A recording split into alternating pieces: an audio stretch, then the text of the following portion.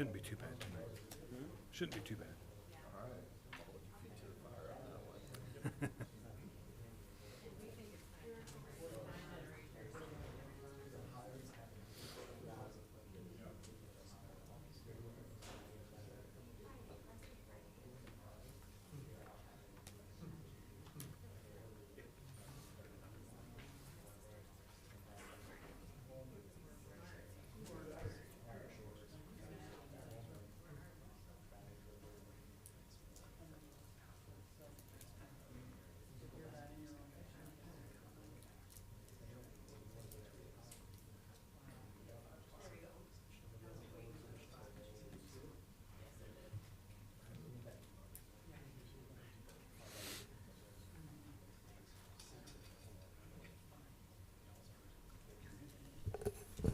All right, good evening, everybody, to the Planning Commission meeting of October 11, 2022.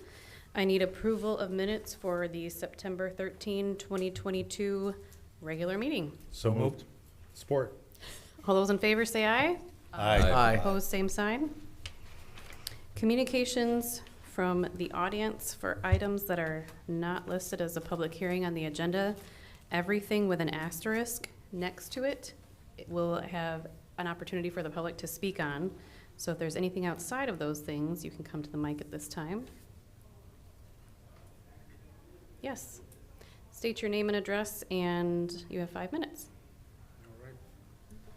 All right. Good evening. My name is Gunnar Braselli. I live on 12 West 12th Street, right across here, stone throws away from this building. I've been in this room many times, but primarily from a historical district standpoint, since we are part of the historical district. The topic I want to bring together or in front of you tonight is ADU specifically. I've been living at this address since 2008. We've been doing a lot of stuff inside the house, and we have systematically moved outside and gotten to the point now that we had to remove our garage because it wasn't safe anymore. Work with the historical district to actually get an approved design that still meets with the character of the house. That drove a 12 pitch roof, which we decided that might be a good area for using that space as an ADU. We went through the design process, working with the department upstairs for approval. Got approval to pour the concrete, pour the foundation, those already in place. But now there's limitations because of not the TNR, but not the historical district, but because of being right on the edge of the Hope overlay district area.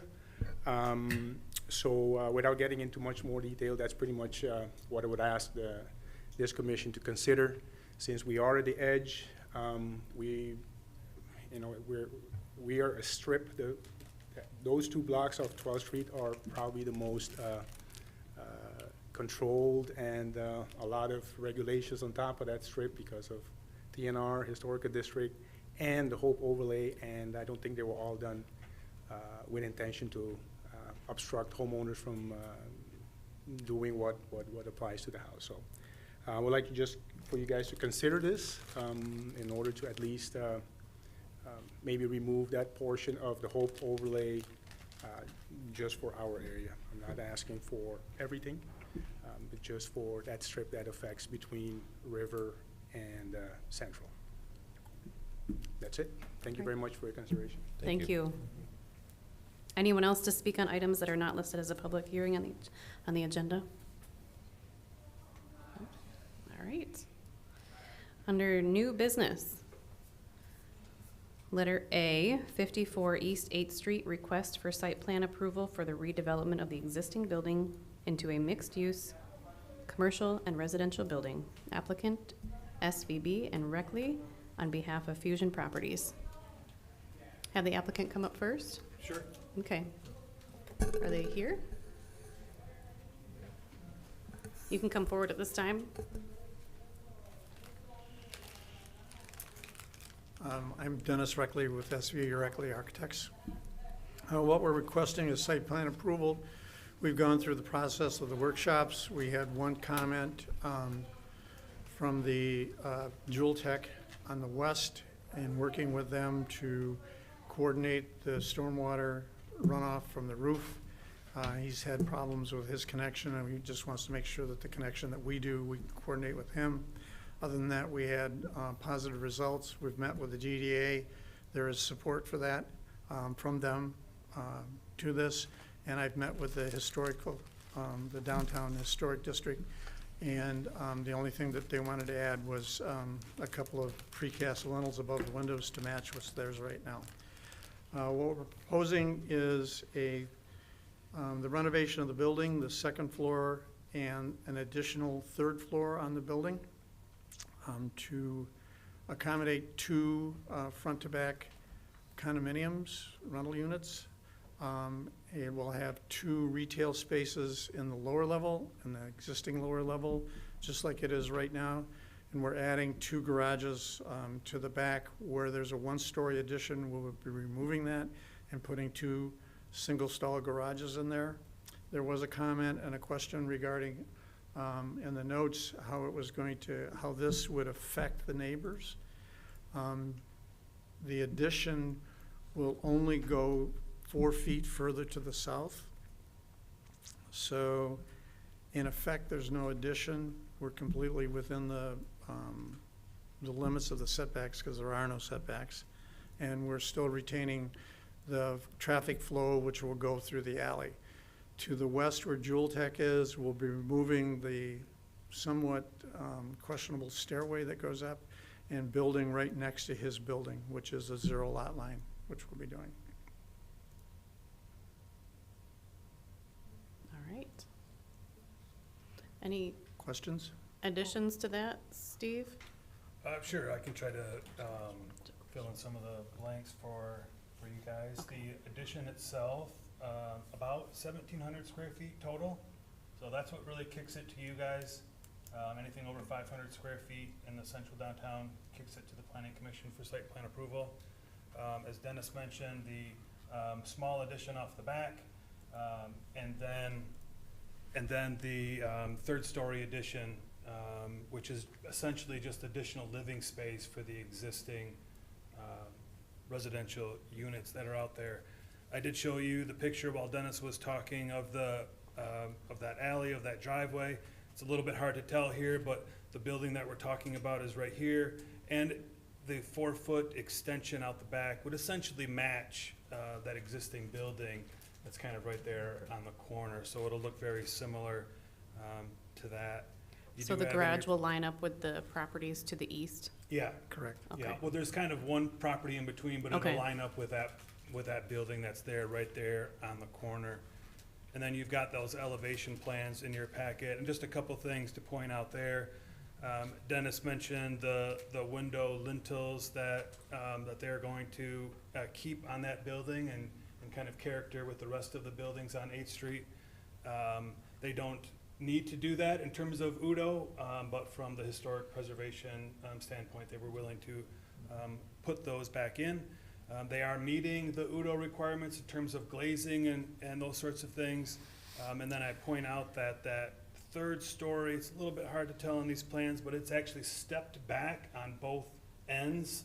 So from 8th Street, it isn't gonna be an addition that goes right up to the face, and nor will it do that in the back. You can kind of see how it's stepped away from there. Again, just point that out because when you look at the building from 8th Street, it'll be a little hard to see that third story addition because it's set back. Again, that addition, that face is also meeting our glazing requirements. It's just going to be a little bit hard to see that because that facade or that parapet wall that's out there now will remain. How far back does it step? The third floor? 10 feet, I think it is. Okay, And in order to see it, you'd actually have to have your back up against the wall at the globe across to the street and intentionally look up, and you will catch the top 3 feet of the building. okay. Is that intentional for a porch space or something? Oh, yeah, in the front, there is a deck out there, Okay, as well as a small one in the back. It does not go all over all the garages or anything. It's just a small deck in the back. okay. Dave, did you have a question? Nope. Oh. They've all been answered. Oh, okay. Anyone else So- have questions for the applicant? No? Did you have anything else to add, Steve? The recommendation is for approval with the conditions that are listed in the staff report. Okay. Thank you. Thanks. Any other discussion among commission members? No? Yep. All right. At this time, we will open the public hearing for comments on this item, if you'd like to come forward at this time. No? I will close the public hearing. I move we approve with conditions in the staff report. Support. Any discussion on that motion?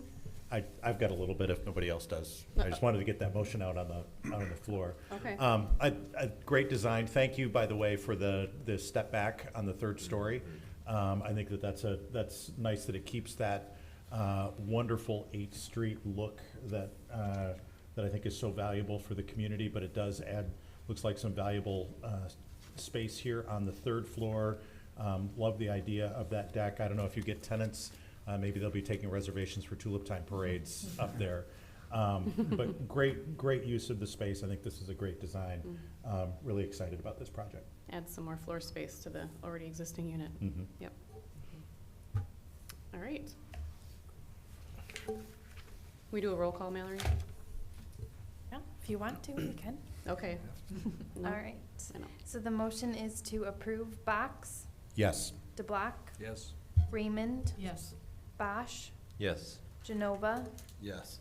Orm, Yes. Lozano, Yes. Anderson. Yes. Motion to approve passes. Great. Thank you so much for coming in. Mhm.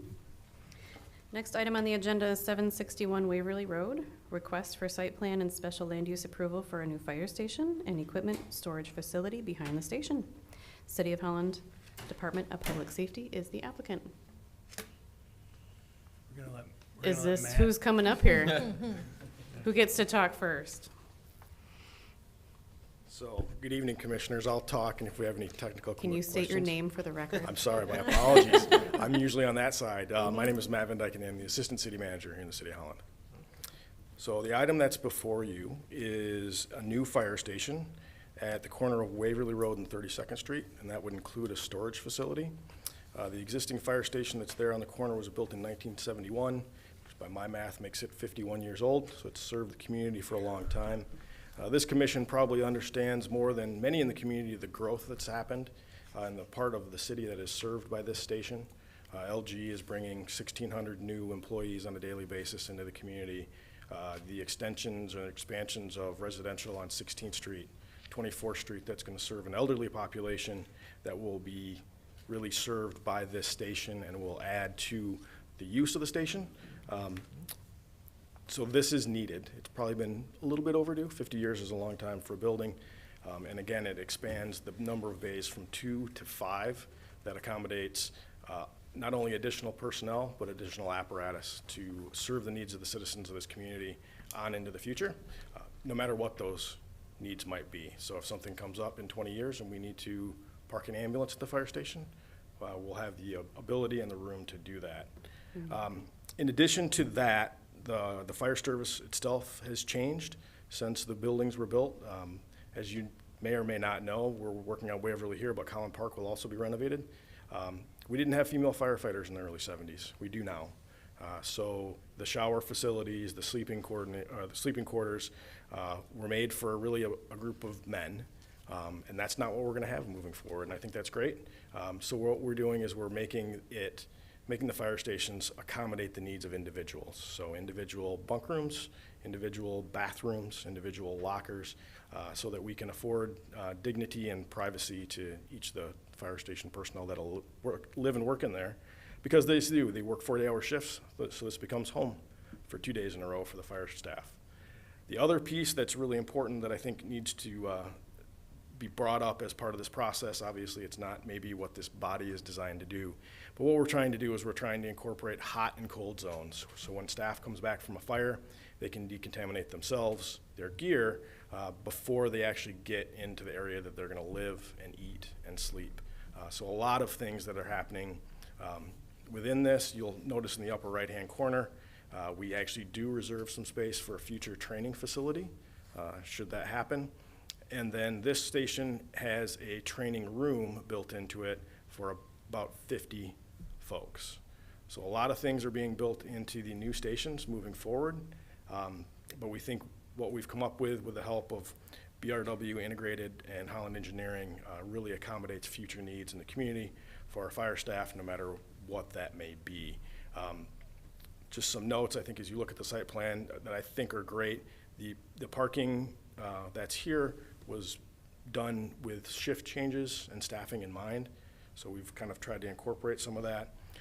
And then I think they did a really nice job integrating some of the best practices, and maybe Steve can talk about that a little bit, but there's a bioswell right along 32nd Street. So that's, my understanding is that's not a required feature, but we do like to put our money where our mouth is. So we're trying to incorporate some of those best practices as well. This does move the exit onto 32nd Street further north. That's been a safety issue and a challenge for the staff since that building was opened. And yeah, I may have missed something, and if you have any technical questions. Oh, one thing I did want to bring up, this actually comes up, and this is especially for Ms. Orm, there will not be a fire pole in this. Fire poles are a good source of ankle and knee injuries, and not much else, so we will not be Just a incorporating slide, fire right? pole. Again, A swirly one. Yeah. Yeah, got it. but I'd be Okay. happy to answer any questions you may have, or get to these guys to get the technical answers. Okay. Anything you wanted to add, Steve, or no? Maybe just a couple things, I can't resist. So again, site plan approval and the special land use is really what you're being asked to approve tonight. The special land use, all of our municipal use, government use is required to go through the special land use. Because they're coming for special land use, we just want to combine that with the site plan, so ask you guys to approve or to decide on both of those items tonight. That's really what you're being asked for. And yeah, Matt kind of stole my thunder. I also wanted to point out the bioswale. I thought that was great, especially in light of our recent conversation and in our master planning, work planning session, where we actually identified that low impact development type of stuff as a very high priority. So again, as Matt pointed out, kind of putting our money where our mouth is. So we're doing that out here on this site. So I thought that was great as well. You've got the staff report. There wasn't any conditions that were sort of unusual or kind of that I thought I needed to make sure to point out. So I guess with that, I would just say we're recommending approval of the special land use and of the site plan. Okay, thank you. That's the way we've been doing that, so that would be nice. 2 motions for the site plan and for the special land use. Does anyone have any questions? I don't have any questions, but can I make a comment? Yes, go ahead.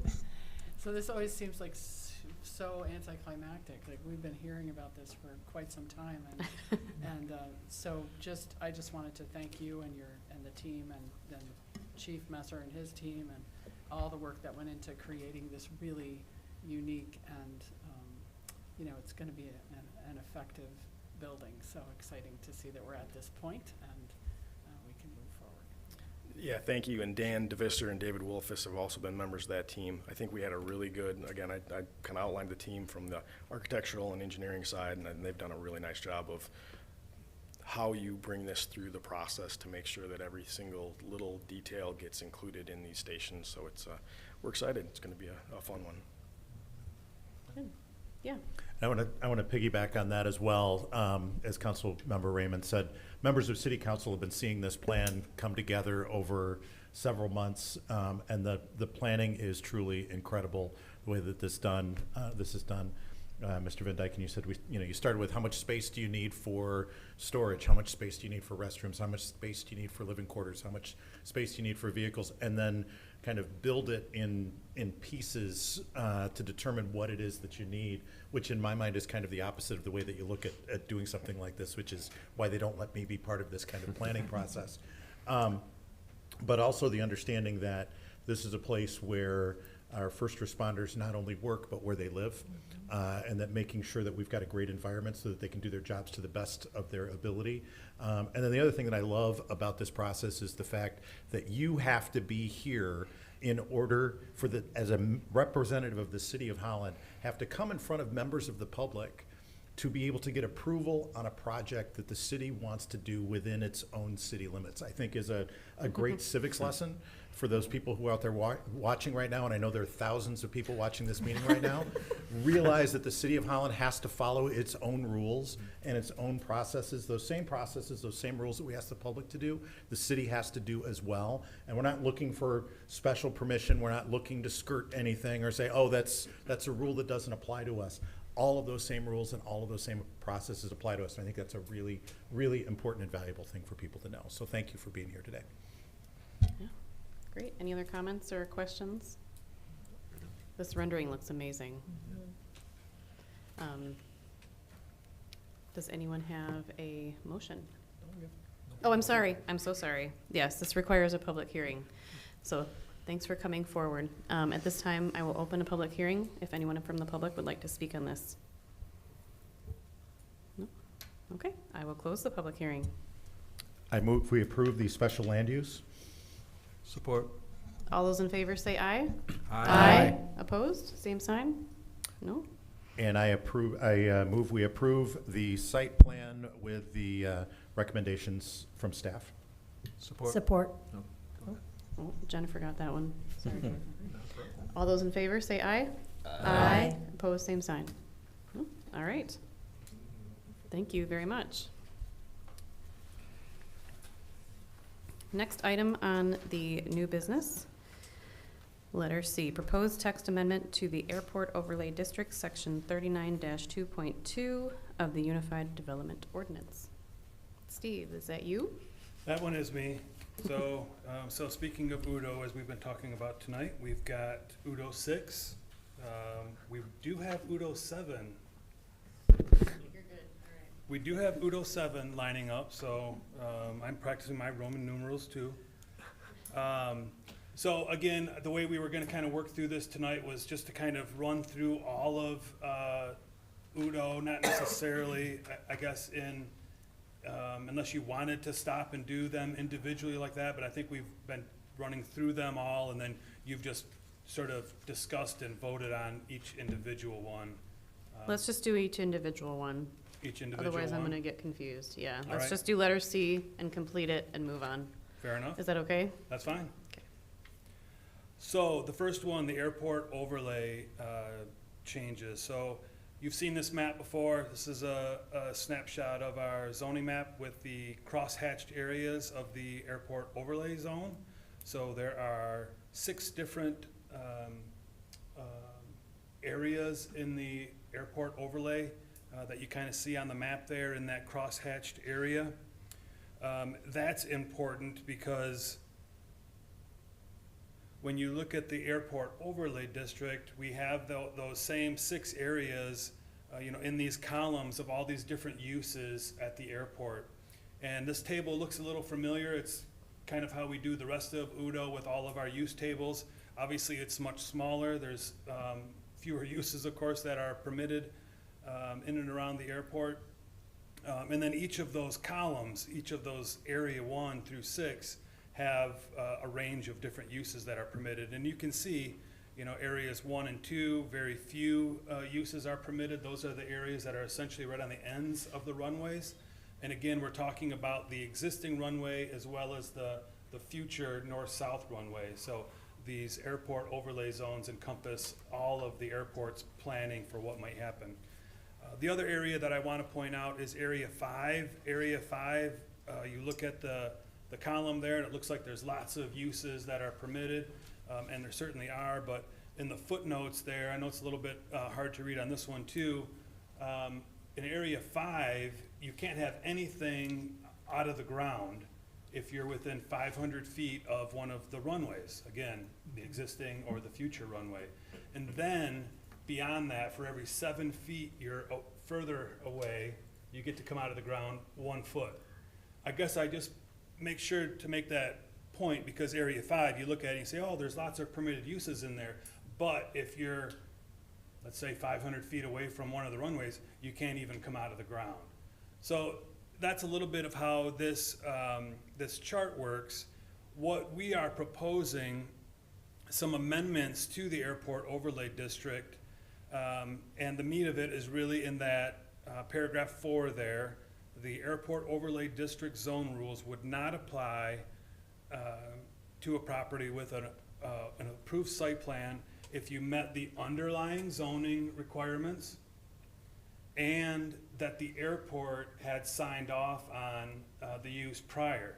So the idea would be, again, kind of going back and looking at this chart, if you were on, let's say, the end of, in one of these sub areas in this industrial zone or in this commercial zoning district, and the airport thought that it was appropriate to allow for, let's just pick on that area 2 where warehouse use isn't permitted. So at the end of one of those runways on Veterans Drive, where you've got the CMU zoning district, where warehouse is a permitted use, but it's not allowed in the airport overlay district.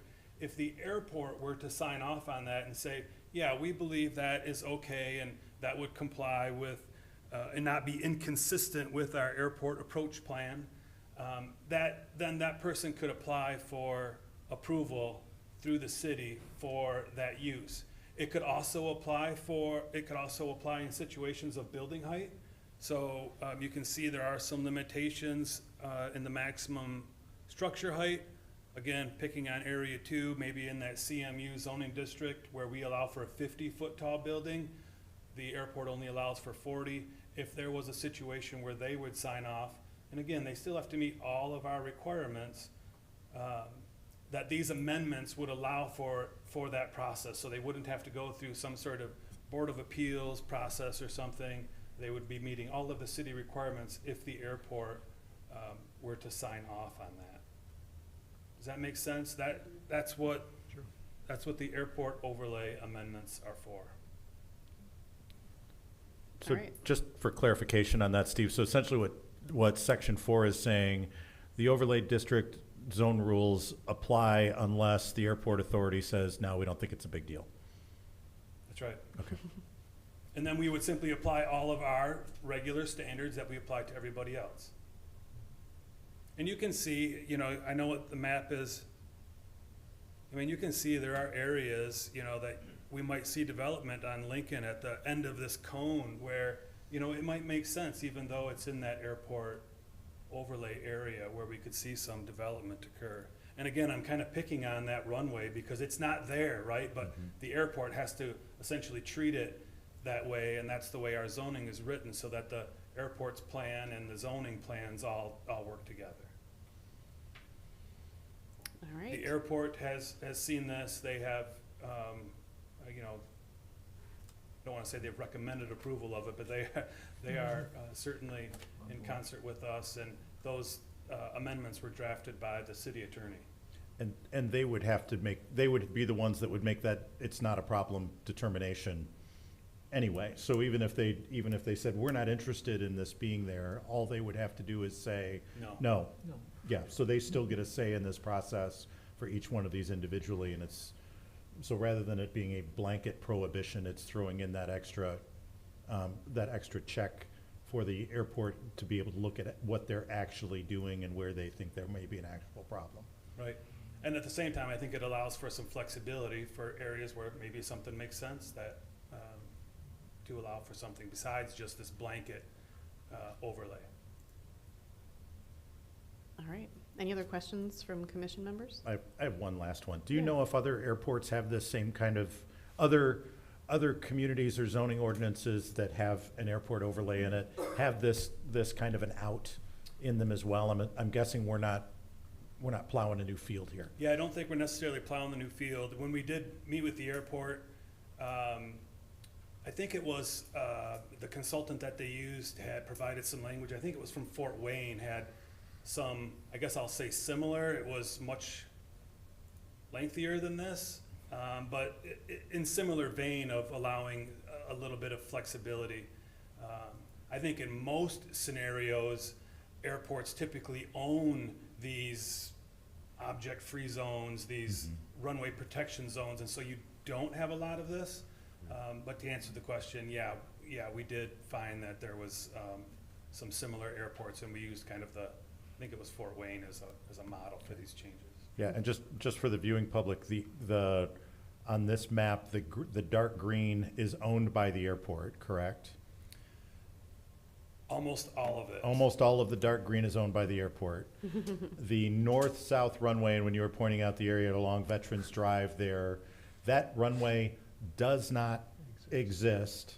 There are not any impending plans to actually build that runway. We don't know if that runway will ever exist, yet all of the property owners that own in any of that overlay have all of these restrictions on them currently.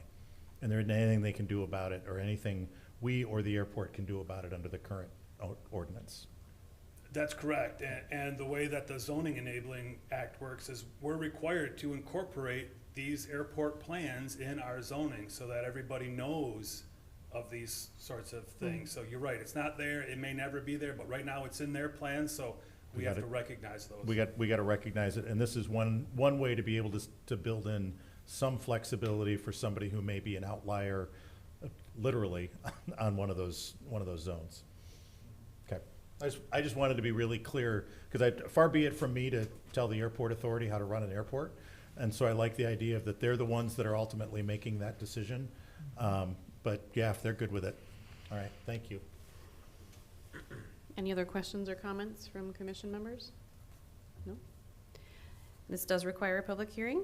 I will open that at this time if anyone from the public would like to speak on this item. Okay, I will close the public hearing. Motion? Move we approve. Second. All those in favor say aye. Aye. Aye. Opposed, same sign? No? Okay. Moving on to letter D, new and updated regulations for vendor trucks, section 39-4.02 of the Unified Development Ordinance.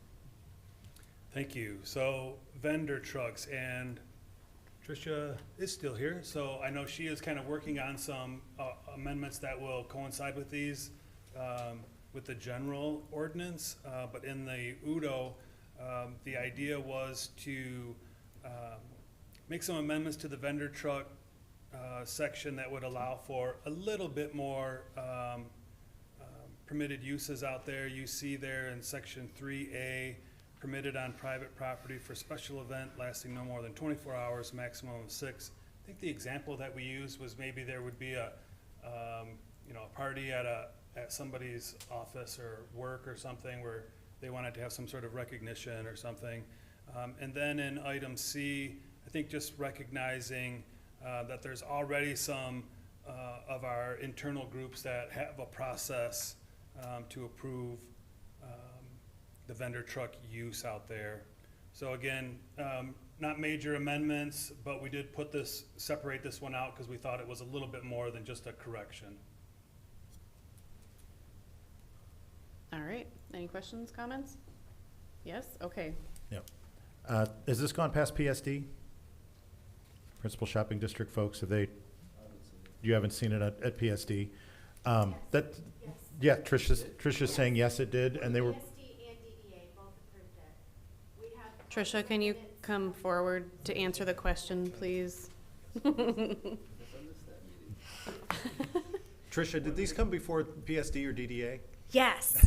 They went before both the PSD board and the DDA board because we got copies of the minutes from Amy Sasimoto and Kara DeAlvaray. And That you said they were both approved. okay with it, both approved it? Yeah, they felt it was minor enough. The biggest change in the downtown district was the couple times a year, a food truck could come. So if a bank wanted to have a customer appreciation day and have a food truck and parked in front of the bank for their customers one day, a couple times a year. It's like they no didn't- more than 6 times a year or Yeah, something? they didn't feel that was that big of a change, and they were supportive. Okay. And that's, All right. and that's 6 events on any given property per year? Mm-hmm. Okay. And no more than, was it 24 hours max or something? Okay.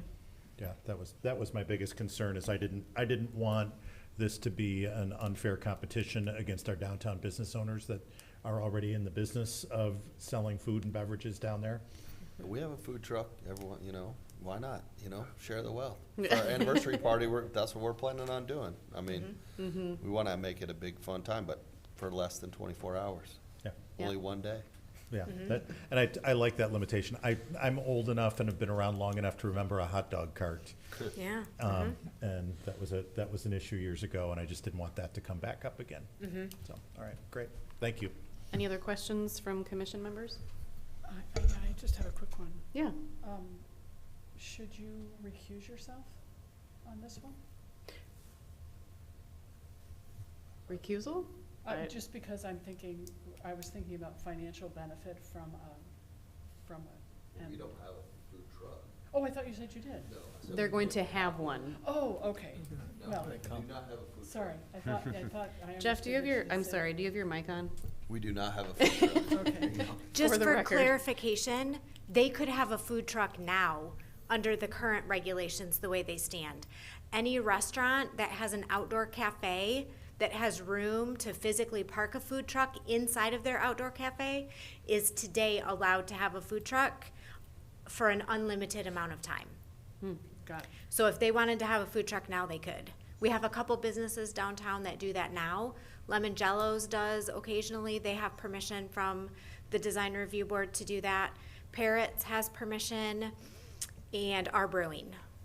Okay, Thank There's you. a- I apologize, I stepped out and I missed the conversation. that's No. okay, you're And- fine. And actually, Lynn, that does raise a good question, but I think from the flip side of that, Jeff, which is, as somebody who has a potential beneficial financial interest as somebody who operates or assists in the operation of a downtown food service facility, I'll try to be as generic as I can with that, I think there could be a potential conflict of interest there in regard to the potential of saying, I don't want there to be food trucks down there, because that might have a negative impact on the business that I'm here. I'm just trying to be, not to, You're the attorney, not me. yeah, I just, for the public's benefit, I think that may be a beneficial thing for you That's fine. I to can do in this easily do regard. that. Yeah, I didn't think about it until Lynn brought it up, because I know you are beyond reproach, but but not every member of the public necessarily understands that. Yeah. So I think the process is that you ask to be recused, and then, Yes. and I then we have permit to it, vote on yeah. that. Oh, we have to all vote on it? I think the process under Robert's Rules of Orders, we have to approve your recusal from the vote. Okay. Because you're not allowed to just I pull would yourself like up. to be recused from this. Okay, all those in favor say aye. Aye. Opposed? All right, we're good with that, Jeff. All right. All right. Any other questions on this item or comments? No, just so Mr. Genova knows, he's not allowed to engage in the discussion on this item either. Okay. All right, this does require a public hearing. So at this time, if anyone would like to speak on this item, they can come forward. No? All right, I will close the public hearing. Need I a move motion? we approve. Okay. Support. All those in favor say aye. Aye. Aye. Opposed, same sign. All right. Food trucks, yes. And I would like to invite Mr. Genova back to the meeting. Oh, do we have to vote on that too? We might as well. All those, All those in favor to invite Jeff back to the meeting, say aye. aye. Aye. Anyone opposed? No. All right, good. Jeff, you're back. Next item, letter E, under new business, proposed text addition to section 39-13.02 of the Unified Development Ordinance regarding accessory structures at a property with a non-conforming residential use. Thank you. So as a result of some of the changes in Udo, we have some scenarios where we may have a single-family home in a zoning district where that is no longer the permitted use. So it is grandfathered in, it's non-conforming. So as a result, they may not be able to add things like a garage or a shed. So we wanted to make sure it was clear that in those scenarios, you would be able to add a garage or a shed for a non-conforming residential use. So that's what these amendments would do, would be allow those residential uses to have something like a garage or a shed in their yard. Would that be the only exception? I think it may address fence, shed, garage, or other similar structures. So again, trying to allow them to do what they would normally be permitted to do, but when they became non-conforming, the concern was we don't want to allow for expansions of non-conforming uses, right? So this would give that out to allow for that flexibility in those scenarios. And how does that review process go? It's internal, maybe through a building permit. All right. Any questions on this item? No? All right, anything else to add, Steve? I don't have anything else. Okay. This requires a public hearing, so if anyone would like to come forward on this item, they can do so now. No? All right, I will close the public hearing. I move we approve. Support. All those in favor say aye. Aye. Opposed, same sign. None. All right. Letter F, additional proposed text amendments to Chapter 39 Unified Development Ordinance. The proposed are housekeeping items in character and will correct various grammatical spelling, reference, and other similar items. Is this you too, Steve? It is. So these are maybe what we've been calling just these normal corrections. So this first one, family, childcare in the home, group childcare home. These are some changes that are really being driven by some change in state law that allowed for, they increased those numbers a little bit. So family childcare home 1 to 7 instead of 1 to 6. And then the group childcare home is 7 to 14 instead of 12. And again, I think the way this works is if you have one of these operations and you've been in good graces with the state, you can apply for these extra numbers. So we simply wanted our rules to match. So you see those on both of those pages, those are just updating those numbers. All right. Thank you, Steve. So 4.04, the manufacturing section there, you can see we're just removing a reference to a couple sections of UDO that shouldn't be there. It refers to 1212 and 1213, which simply don't apply to this, and so they're just simply being removed. Okay. Some changes to the signs section of UDO, really just some clarifications. You can see in regards to billboard off-premise signs, we had those under each of those different types of signs, so we're just adding a header essentially that describes that, so then those don't have to be in each section.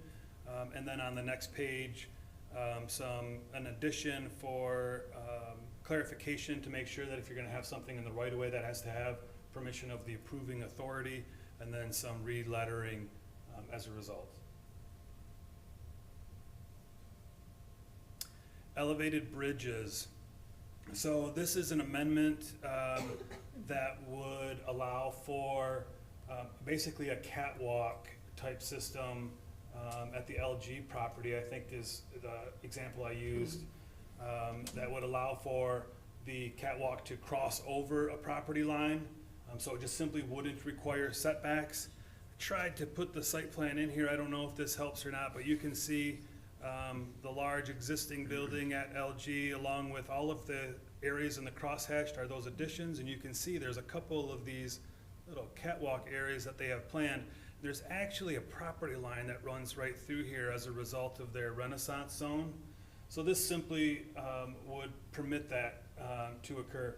It is written very narrow for just this. You know, I'm sure you can all think of examples where there's elevated bridges in other towns, maybe over the road or in other areas, but we wanted to just address that scenario, this example, and maybe we would, you know, need to come up with some additional language in the future for other scenarios. So this really only applies right now to the LG property.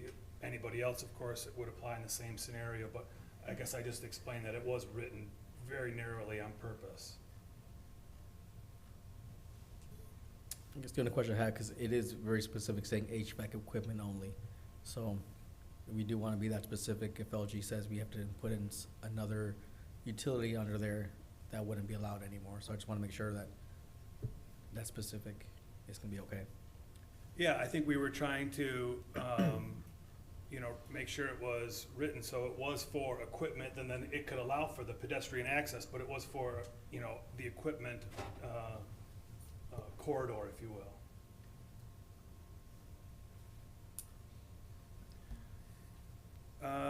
We talked about accessory dwelling units. This is really just a change in the definition. So we've done this a couple times now where we have the same definition, or I should say we don't have the same definition in two different spots. So simply using the definition from the ADU section and putting that in the definition section. I don't know if I completely botched that or not, but we want to make sure the definition is the same in both the ADU section and the definition section.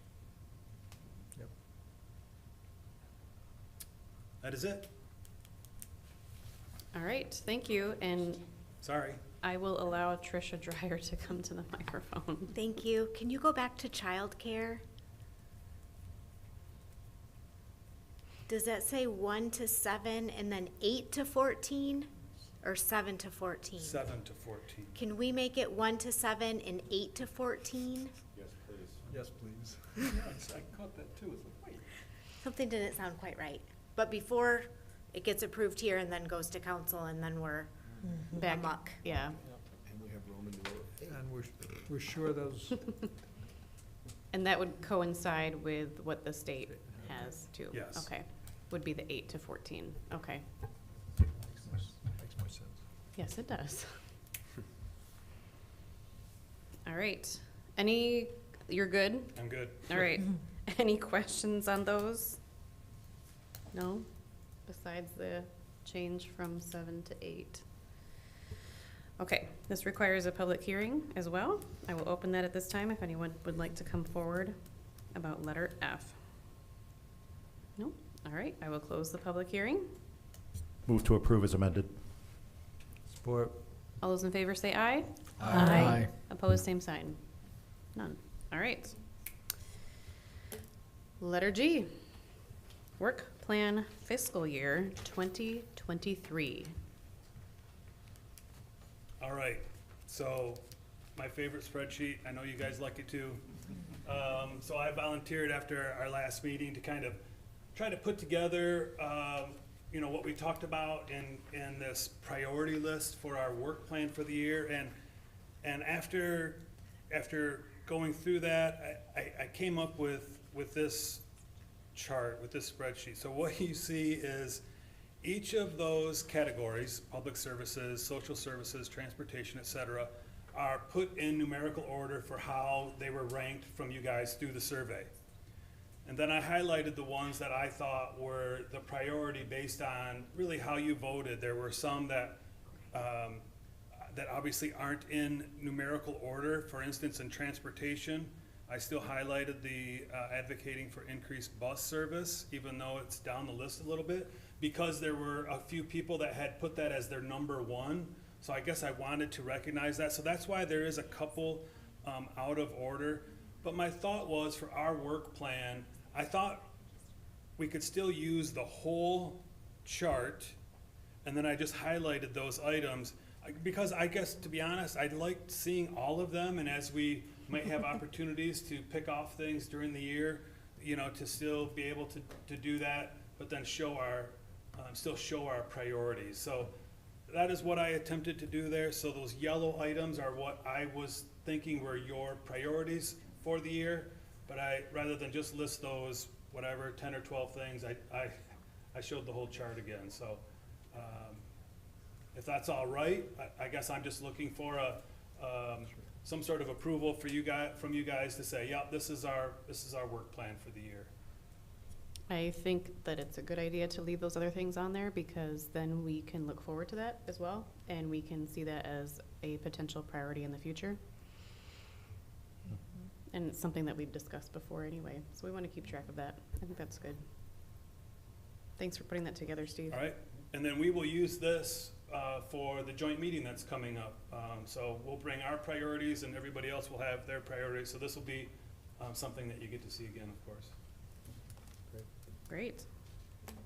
Thank you. Any other discussion on that item? No? Okay. Master plan update request for proposal. So I didn't put it on the slides just because it's multiple pages, but you should have a copy in front of you of the draft RFP that we would like to send out. And the idea is, and again, I think we talked about this the previous year when we kind of reviewed the master plan and said we wanted to do a little master plan update. So this is following through on that commitment. What I wanted to do, I guess, again, was to get your agreement, your consent to say, yeah, this is a good, RFP. It's essentially those items on page 4, those plan priorities are probably the area to focus in on. And I guess I'm wanting to make sure that there isn't some sort of glaring item that we missed or that should be included. Again, this is a little refresh of our master plan to the way I've been describing it to others. We had our master plan. We did UDO as a result to follow through on that master plan. And now as a result of UDO, we have several new zoning districts and a bunch of new language. We want the master plan to sort of sync up with that a little bit better than it does now. So it's just a refresh. So this is not intended to be a full-blown master plan update. I also want to point out that we are applying for a grant through the RRC, the Redevelopment Ready certification that we just got. So we're hoping to get some money. So there probably is a little bit more in here than what we originally intended. City Council has budgeted $25,000 for this update. We're hoping to get another 30 through that grant process. So it allows us to do a little bit more, which is really one of the reasons why we put in the South Shore, the Washington Square sub-area plan. So hopefully we will be able to do something similar than what we just did with South Shore Village as a part of this master plan update. And I think the grant that we're going for would allow us to do that. So indications have been good from the state. We kind of passed the first test. And then once this is ready to go and we get proposals in, we submit it back to them in hopes that we would get that additional funding.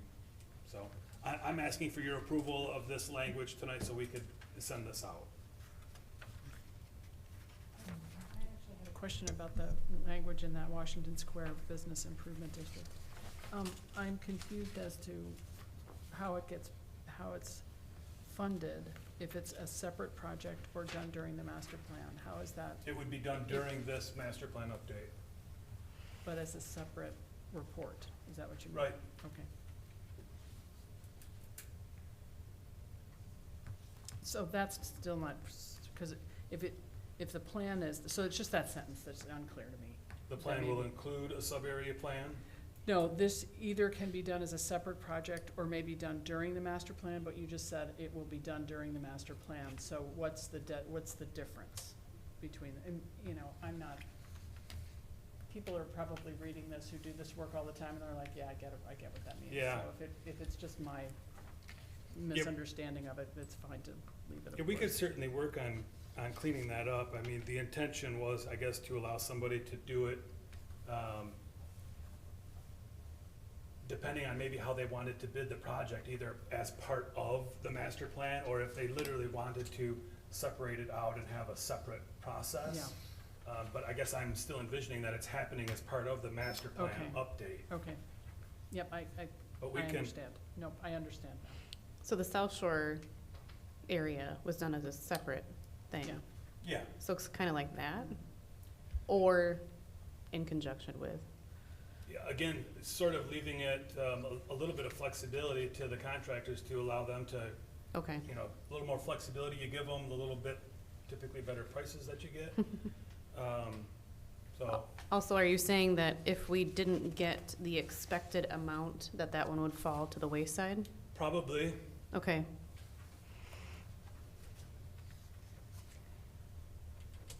All right. This is just a logistical thing. Why don't you take these by email? Why don't you accept these proposals by email? that's a little bit how we do that internally to make sure that the bidding process is open, transparent. That Okay. yeah. So I know they can submit them to the city through the site that we use for bidding. But yeah, they can't submit, an electronic email to me, Yeah, because Okay. the concern is that somebody can So- see something before So is that what it means here? It can't be emailed to a particular person at the Right. city? Okay, I get it. Yep. But they do actually submit it electronically? They can. So, yeah, Okay, so I think, got it. so that, really the reasoning is that usually they're sealed and Yes, submitted. I got Yeah, that from what he yeah, was so saying. then there's just no chance of funny Sure. business or foul play or anything like that.